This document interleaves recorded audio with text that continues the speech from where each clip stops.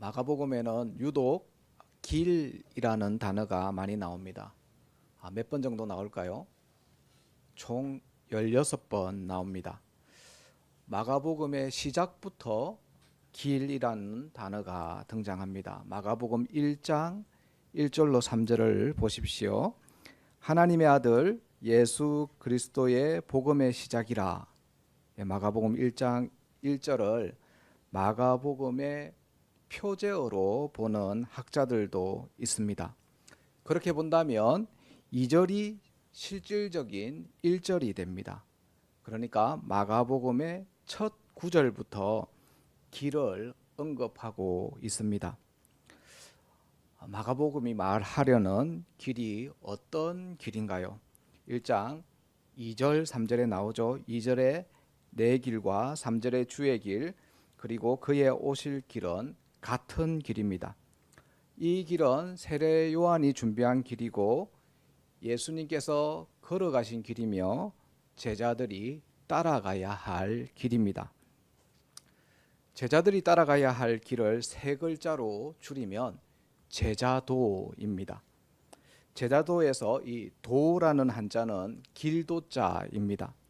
제자들이 예수님을 뒤따르면서 십자가의 신비를 경험적으로 알아가는 길입니다.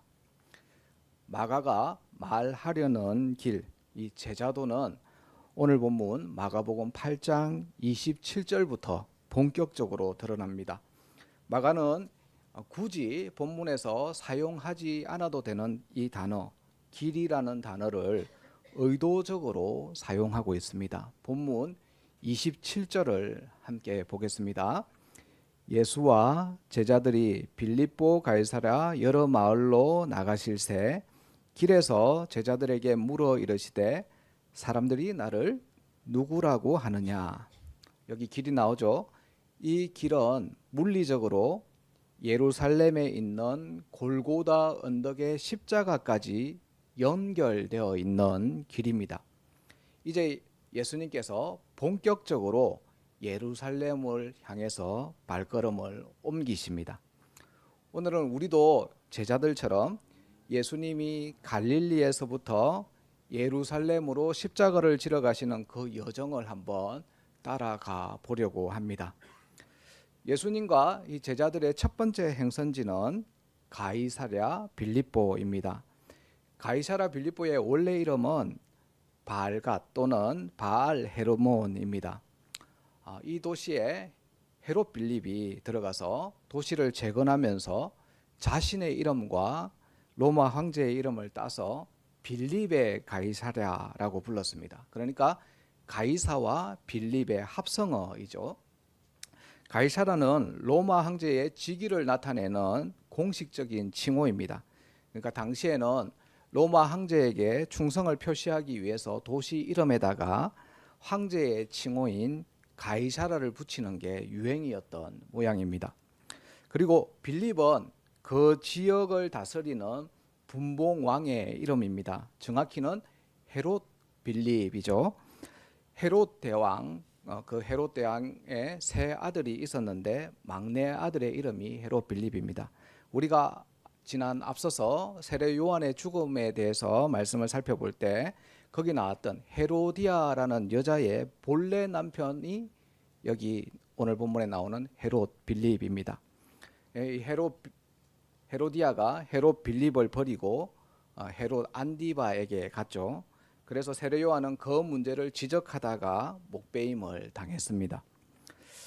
여튼 헤롯 빌립은 이 빌립보 가이사라를 수도로 정했습니다. 한 국가의 수도는 보통 정치, 경제, 사회, 문화의 중심지이죠. 이 도시도 왕궁이 있어서 정치의 중심지였습니다. 그리고 화폐 주조권을 가지고 있어서 경제의 중심지이기도 했습니다.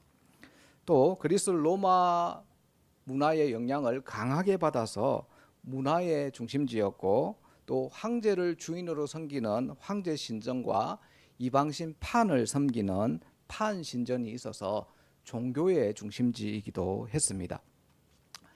이제 이 가이사라 빌립보가 어디쯤 있는지 지도를 통해서 한번 확인해 보겠습니다. 어디 있는지 한번 찾아보십시오. 찾으셨습니까? 가이사라 빌립보는 이스라엘 땅의 북쪽 경계에 있는 곳입니다.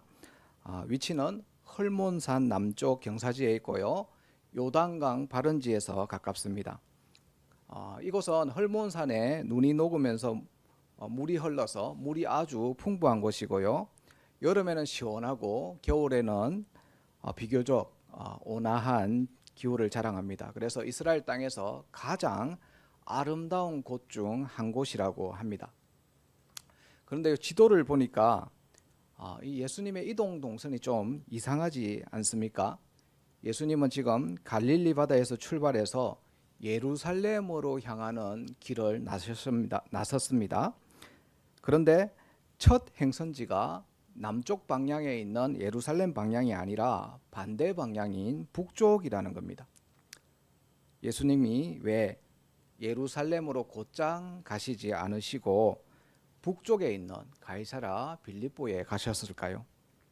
그 이유는 제자들에게 중요한 교훈을 주기 위한 의도적인 우회로였을 가능성이 높습니다. 예수님과 제자들은 가이사라 빌립보의 여러 마을을 쭉 둘러보았겠죠. 아마도 이 헐몬산 기슭의 웅장한 자연 광경을 보셨을 겁니다. 그리고 활발한 상권이 있는 시장통을 지나가셨을 거고요. 또 그리스 로마 문화를 상징하는 여러 건축물들과 상징물들도 보았을 겁니다. 특히 그곳에서 황제 신전을 보았을 겁니다. 또 판이라는 신을 숭배하는 신전도 보았을 겁니다. 또 지옥문이라고 불리는 동굴에서 거행되는 판 신전의 제사도 보았을 겁니다. 이처럼 가이사랴 빌립보의 화려함을 두 눈으로 직접 목격한 제자들은 어떤 생각을 가졌을까요? 아마도 마음이 아주 복잡했을 것 같습니다. 화려한 그 도시를 보면서 어떤 끌림이 있었을 수도 있고요. 또 동시에 황제를 숭배하는 사람들을 보면서 자신들의 주인이 누구인지에 대해서도 한번 생각해 보았을 겁니다. 또 판이라는 신을 숭배하는 사람들을 보면서 자기 신앙에 대해서도 한번 점검해 보는 계기가 되었을 수도 있습니다. 예수님은 이 당대 최고의 도시 그리고 도시와 신전을 함께 보여주신 후 제자들에게 단도직입적으로 물으십니다. 그 질문이 오늘 본문 27절과 29절에 나옵니다. 성경을 보십시오. 빨간색 글자로 되어 있습니다. 27절에 사람들이 나를 누구라 하느냐, 29절에 너희는 나를 누구라 하느냐. 예수님의 자기 정체성에 대한 질문이죠. 여기서 두 번째 29절에 사용된 이 질문 너희라는 이 헬라어 단어는 강조 용법입니다. 그래서 앞서 사람들의 대답은 중요하지 않고 중요한 것은 예수님을 따르는 너희들, 바로 제자들이 예수님을 누구라 생각하는지 그것이 중요하다는 것입니다. 그래서 예수님께서 제자들에게 묻습니다. 너희들 아까 화려하고 웅장한 그 도시를 봤지? 황제를 주인이라고 고백하는 사람들을 봤지? 또 판이라는 신을 하나님으로 섬기는 사람들을 봤지? 이걸 보고도 내가 누구인지에 대해서 고백할 수 있겠니? 이런 질문을 던진 것입니다. 이때 베드로가 대답합니다. 뭐라고 합니까? 29절 후반절이죠. 베드로가 대답하여 이르되 주는 그리스도 신이이다. 베드로가 예수님은 주인입니다. 예수님은 그리스도입니다. 라고 고백했습니다.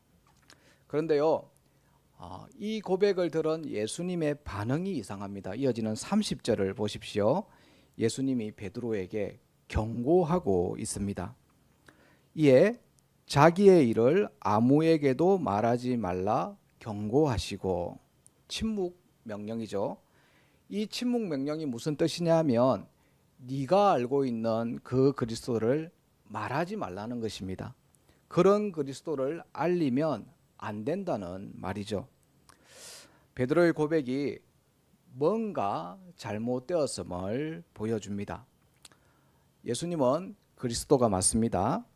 그런데 그리스도는 그리스도인데 도대체 어떤 종류의 그리스도인지를 정확하게 말하지 않았다는 것입니다. 예수님 당시에는 그리스도, 메시아에 대한 이 단어가 많이 오염되어 있었습니다. 구약 성경에 예언된 메시아와는 거리가 아주 먼 단어가 되었습니다. 무슨 말이냐 하면 사람들이 아무에게나 메시아라는 칭호를 붙였단 말입니다. 당시 유대 상황에서는 개나 소나 자신이 메시아, 그리스도라고 자처하는 사람들이 있었습니다. 이 점은 마가복음 13장 21절을 통해서 알 수 있습니다. 그때에 어떤 사람들이 너희에게 말하되 보라 그리스도가 여기 있다 보라 저기 있다 하여도 믿지 마라.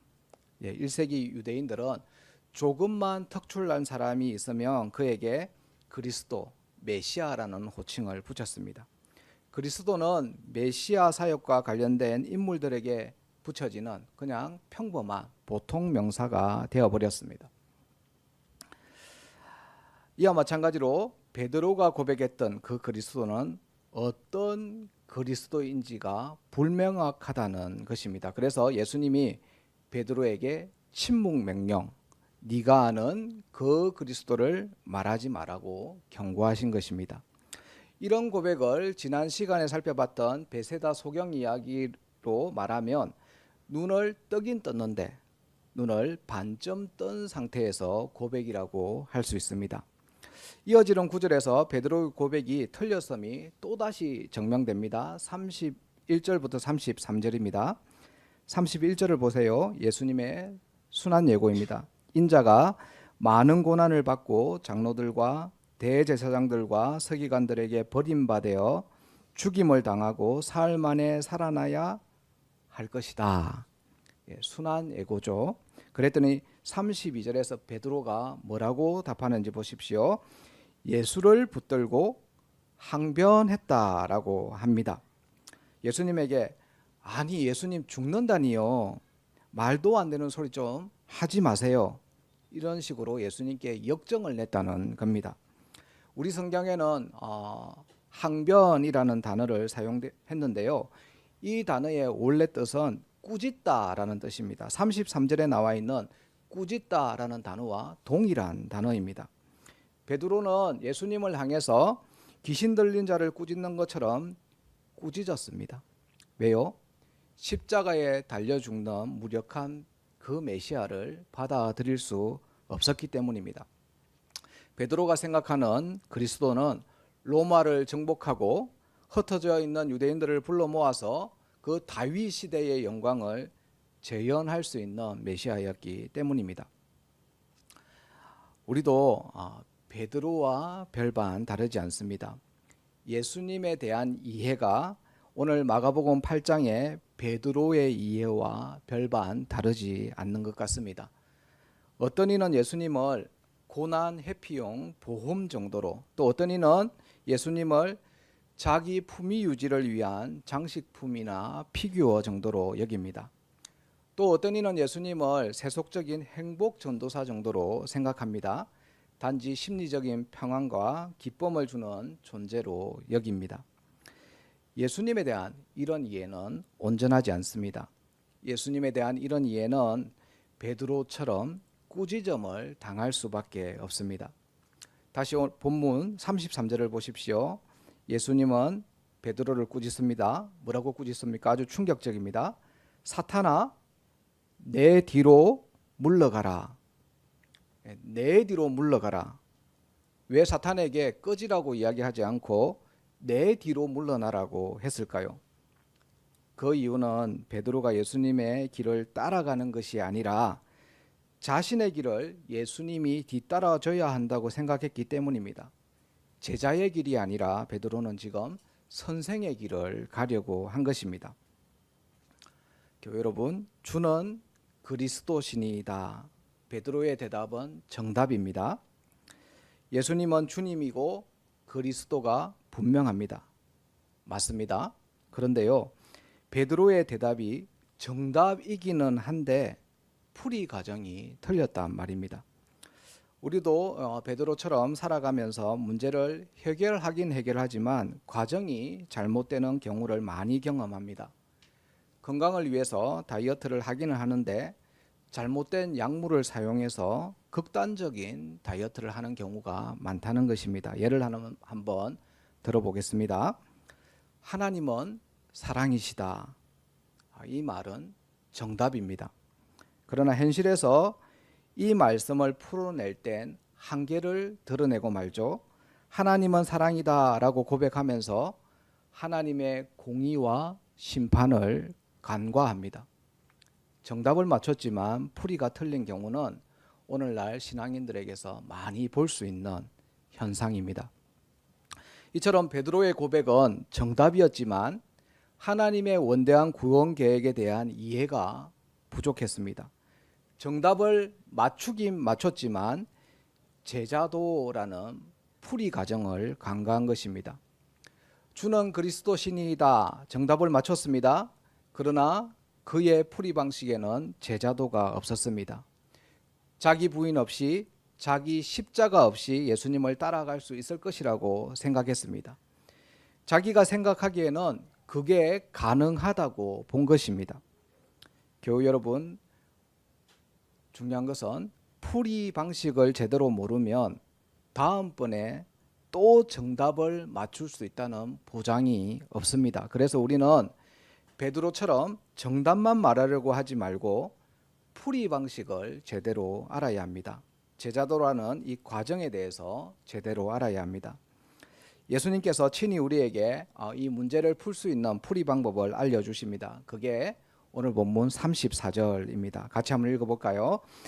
무리와 제자들을 불러 이르시되 누구든지 나를 따라오려거든 자기를 부인하고 자기 십자가를 지고 나를 따를 것이니라. 제자도, 예수님을 따르는 방법이 두 가지죠. 하나는 자기 부인이고 하나는 자기 십자가를 지는 것입니다. 먼저 예수님을 따르려면 자기를 부인해야 합니다. 자기 부인은 예수님께서 제자들에게 직접 전수해 주신 문제풀이 방식입니다. 제 이야기를 좀 해보려고 합니다. 저는 교회에서 여러 회의들에 참석하다 보면 정답이 그냥 머릿속에 떠오릅니다. 제가 생각하는 정답은 교회 헌법입니다.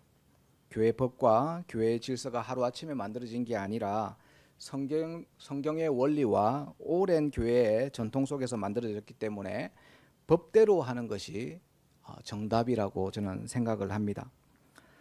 저는 이게 정답이라고 확신하기 때문에 정답에서 벗어나는 회의 결과가 도출되면 좀 힘들어합니다. 그러나 오늘 말씀을 준비하면서 한 가지 새롭게 깨달은 사실이 있습니다. 아무리 그것이 정답이라고 해도 풀이 방법이 잘못되면 안 된다라는 것이죠. 나의 의견이 정답임을 앞세워서 내 내면에 숨어있는 욕망을 교묘하게 성취하려고 했다는 것을 발견했습니다. 실상은 정답이 중요해서 정답대로 하자고 한 것이 아니라 그냥 내 뜻대로 하기 위해서 정답을 앞세운 것이 아니었나라는 깨달음이 있었습니다. 그래서 우리 마음에는 늘 전쟁이 일어나야 합니다. 정답만 내세울 것인가 아니면 풀이 과정까지도 챙길 것인가. 그 전쟁이 우리 마음속에서 일어나는 것을 자기 부인이라고 합니다. 정답만 맞추는 것이 아니라 풀이 과정까지 확인하는 마음 자세가 자기 부인이라고 할 수 있습니다. 다음으로 두 번째, 예수님을 따르려면 자기 십자가를 져야 합니다.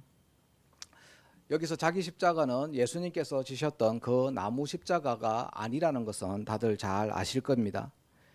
지난 시간에 자기 십자가가 무엇인지 잠시 말씀을 들으셨죠. 어떤 상황이나 어떤 사람이 자기 십자가가 아니라는 것도 말씀드렸습니다. 자기 십자가가 뭐라고 했습니까?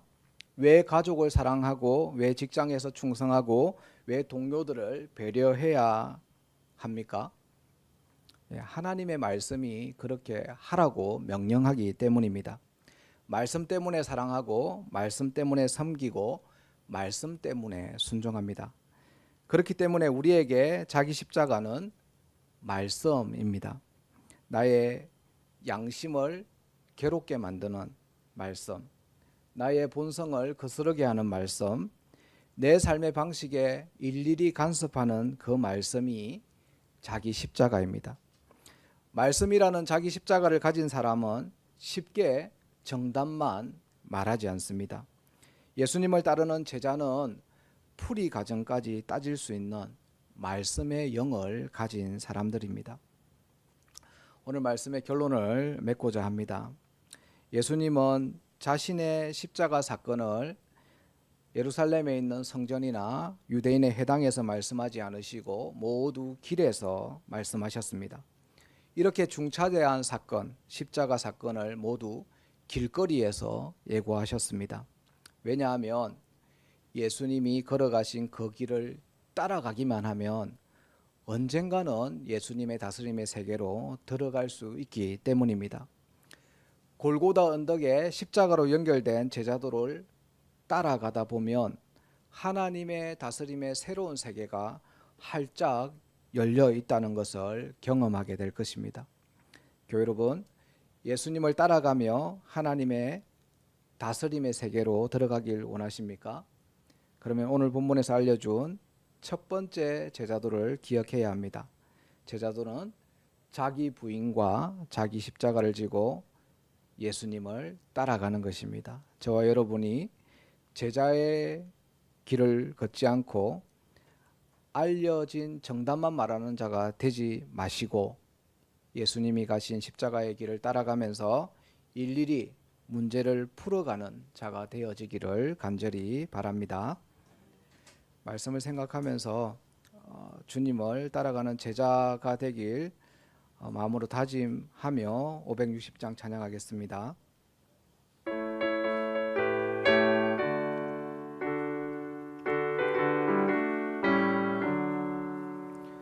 주의 발자취를 따름이 어찌 즐거운 일 아닌가.